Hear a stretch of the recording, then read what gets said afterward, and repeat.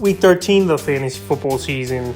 And here's a few tight ends I look to drop this week. The first guy, Greg Dulcich of the Denver Broncos. So Greg Dulcich, he got off to a good start the first 3 games of his career, coming off injury. But the last few weeks here, just like this Bronco offense, not much is going on here with Dulcich. Week 10 at Tennessee, a catch, 11 yards. Week 11 versus the Raiders, 4 catches, 30 yards.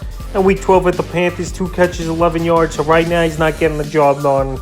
He's not getting the targets. This Bronco offense is in flux right now, and he's still on the 52% of fantasy leagues. But I think this week here, he's an easy drop as Dulcich. No doubt about it, he could get back on track and start doing some things he did earlier. But right now, there's no way I could trust him. So he's a drop this week. The next guy, Mike Gesicki of the Miami Dolphins. So a lot of people still have hope that Gesicki could go out there and do something for this Dolphin team of fantasy owners. Owned at 40% of fantasy leagues, but right now pretty much he's been a guy phased out of the offense for the most part. We saw in week 12 Drew Smythe, the other tight end, catch a touchdown from Tua, and the last few weeks here, except 1 week, we've seen nothing from Gesicki. Week 7 versus Pittsburgh, 3 catches, 27 yards. Week 8 at Detroit, 3 catches, 38 yards, a touchdown.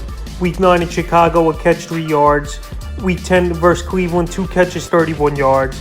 And then week 12 versus Houston, 1 target for the goose egg in that one. So right now, last 3-4 weeks, he hasn't done much here as Mike Gesicki. And there's no reason to hold on to him. I know he could have a couple good ball games here and there. We gets 20, 30 yards and finds the end zone. But right now, the production isn't consistent enough for a rostered spot on your team in the third and final tight end I look to drop this week here is Kyle Pitts of the Atlanta Falcons. So Pitts, he's undergone surgery, and he's a guy right now that he's still owned in 54% of fantasy leagues. So Kyle Pitts, he was a bust this season, no doubt about it, going third round in most fantasy drafts, and he really didn't do much this season here, but a lot of fantasy owners still holding on to him, even keeper in dynasty leagues.